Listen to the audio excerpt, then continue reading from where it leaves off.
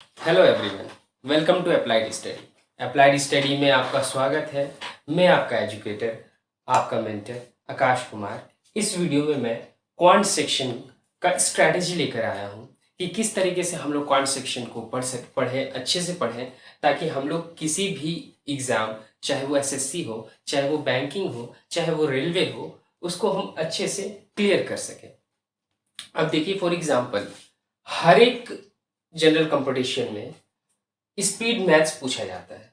अब speed maths क्या होता है? फॉर एग्जांपल मैं लेकर चलता हूँ simplification, approximation, missing number series, wrong number series, percentage chart, fraction chart, quadratic equations, ये सारे स्पीड मैथ्स के अंदर आते हैं। मैं इनको स्पीड मैथ्स इसलिए बोलता हूँ क्योंकि इनको मैं ट्रिक की मदद से सॉल्व करूँ तो विद इन 5 to 7 सेकेंड्स के अंदर, 5 to 6 सेकेंड्स के अंदर हम लोग ऐसे क्वेश्चंस को सॉल्व कर सकते हैं। हाँ, सिंप्लीफिकेशन में कुछ समय ज़्यादा लग सकता है। क्वाड्रेटिक इक्वेशन तो हम लोग बिल्कुल 5 to 10 सेकेंड के अंदर कर सकते हैं। मैंने इसके 2 से 3 लेक्चर डाल रखे हैं, आप जाके प्लेलिस्ट विजिट कर सकते हैं, उसमें आप देख सकते हैं। हाँ, सिंप्लीफिकेशन में जो लंबे क्वेश्चंस होते हैं उनको हम लोग यदि प्रैक्टिस करें, अच्छे से प्रैक्टिस करें, तो उनको हम लोग सिंप्लीफिकेशन के मैक्सिमम 40 सेकेंड्स के अंदर हम लोग कर सकते हैं।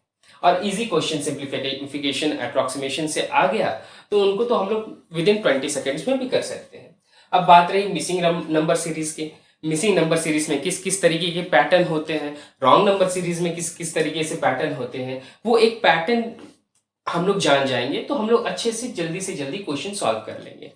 अब देखिएगा कि जो परसेंटेज चार्ट और फ्रैक्शन चार्ट, परसेंटेज चार्ट और फ्रैक्शन चार्ट बहुत ही मेजर रोल और इंपॉर्टेंट रोल प्ले करता है। कोई भी सिंप्लीफिकेशन, अप्रोक्सीमेशन, अर्थमेटिक के परसेंटेज के क्वेश्चंस, मिक्सचर एलिगेशन के क्वेश्चंस को हम लोग जल्दी से जल्दी, कितना जल्दी से जल्दी कर ले। फॉर एग्जांपल मैं आपसे बोल दूं 66 2/3% कितना होता है, तो बहुत बच्चे अब उसको करना स्टार्ट कर देंगे।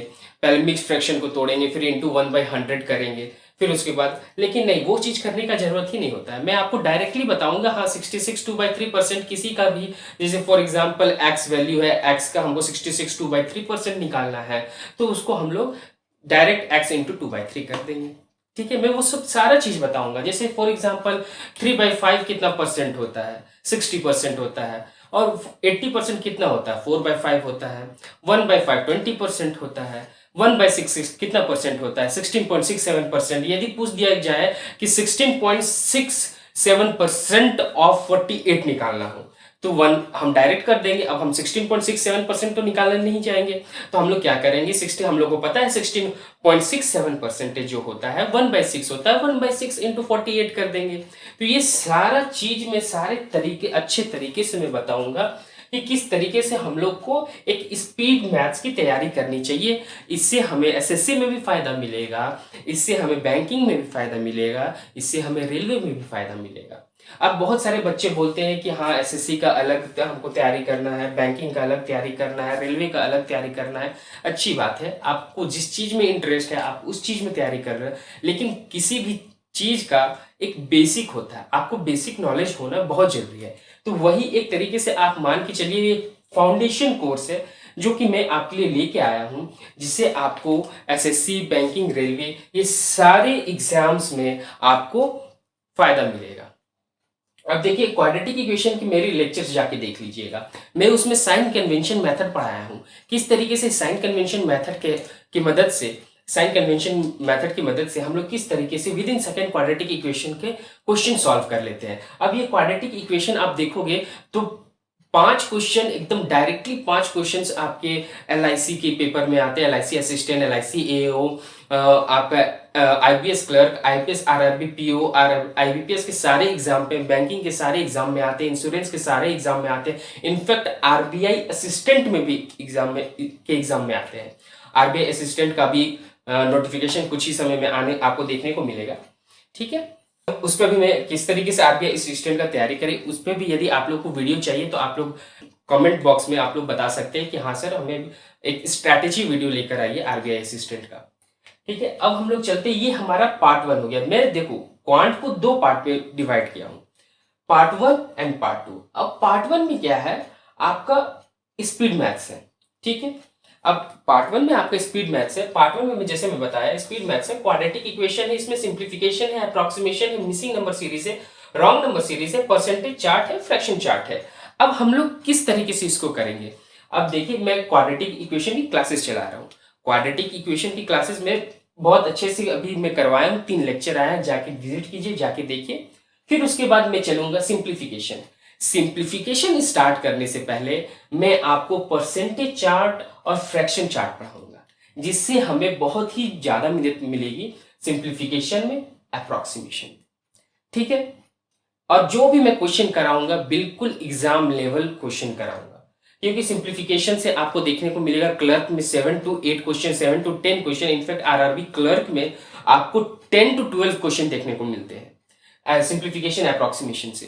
तो इनको आप जितना अच्छे से, जितना जल्दी आप करना सीख जाओ उतना अच्छा है आपके लिए, ठीक है। फिर उसके बाद मिसिंग नंबर सीरीज करेंगे, ये भी एग्जाम में आता है, रॉन्ग नंबर सीरीज करेंगे, ठीक है। जब ये हम लोग सारा कंप्लीट कर लेंगे, फिर उसके बाद आएंगे हम लोग पार्ट 2 में, जो कि अरिथमेटिक का सेक्शन है। अब देखिए percentage, ratio, proportion, partnership, profit loss and discount, averages, time and work, pipe and system, SICI, boats and stream, time, speed and distance, mixture, alligation, probability, ये सारे जो टॉपिक्स है कॉमन टॉपिक्स है किसी भी जनरल कंपटीशन के exam में जो आता है। ये सारे एकदम कॉमन टॉपिक्स हैं, जो कि बैंकिंग में भी आता है, SSC में भी आता है, रेलवे में भी आता है। और हमें इनका बेसिक आना बहुत जरूरी है। जब तक हम बेसिक्स नहीं जानेंगे तब तक ना हम बैंकिंग एग्जाम्स के परसेंटेज वाले क्वेश्चंस को हम सॉल्व कर पाएंगे, ना SSC वाले सॉल्व कर पाएंगे, ना ही रेलवे वाले सॉल्व कर पाएंगे। तो एक बेसिक नॉलेज हमारे पास होना बहुत जरूरी है। मैं आपको ट्रिक्स बिल्कुल नहीं बताऊंगा, मैं बिल्कुल एकदम जेन्युइन मेथड जो होता है, एक लॉजिकल अप्रोच क्या होता है कि किस तरीके से मेरे पास, यदि मैं परसेंटेज पढ़ रखा हूं तो मेरे पास कैसा भी क्वेश्चन आ जाए मैं उसको कर लूंगा, चाहे वो UPSC CSET का हो, चाहे वो कैट लेवल का हो, ठीक है। अब चलते हैं हम लोग इसको किस तरीके से करेंगे। मैं क्या करूंगा, परसेंटेज उठाऊंगा, हर एक टाइप्स के क्वेश्चन बताऊंगा, टाइप्स के क्वेश्चन बताने पहले मैं हर एक टाइप्स का क्वेश्चन बताऊंगा, उनका कॉन्सेप्ट बताऊंगा, और फिर उस पे से हम लोग क्वेश्चन सॉल्व करेंगे। और जो भी क्वेश्चन सॉल्व करेंगे वो या तो प्रीवियस ईयर मॉक में आ चुका होगा, प्रीवियस ईयर क्वेश्चन पेपर होगा, या फिर मेमोरी बेस्ड क्वेश्चन पेपर होगा, ठीक है। इस तरीके से हम लोग क्वांट सेक्शन पूरा कंप्लीट करेंगे। हाँ, एक बात और आपको मैं कहना चाहूंगा, जो भी स्टूडेंट्स हैं, जो भी जनरल कॉम्पिटिशन्स की तैयारी कर रहे हैं, उनके घर में कोई भी बच्चे जो 11th-12th में हो, उनके younger brother, younger sisters 11th-12th में हो, वो चाह रहे हैं कि जेई मेंस और जेई एडवांस का हम क्लासेस फ्री में अवेलेबल कहीं मिल जाए, तो वो इस चैनल में मिल जाएगा जो हमारे निशान सर ले रहे हैं। हमारे निशान सर अभी इंटीग्रल कैलकुलस और डिफरेंशियल कैलकुलस पढ़ा रहे हैं, तो आप जाके इसी चैनल में उनके प्लेलिस्ट को विजिट कर सकते हैं, ठीक है। आज के लिए इतना ही। अब चलिए मिलते हैं हम लोग नेक्स्ट सेशन में। Thank you, have a nice day.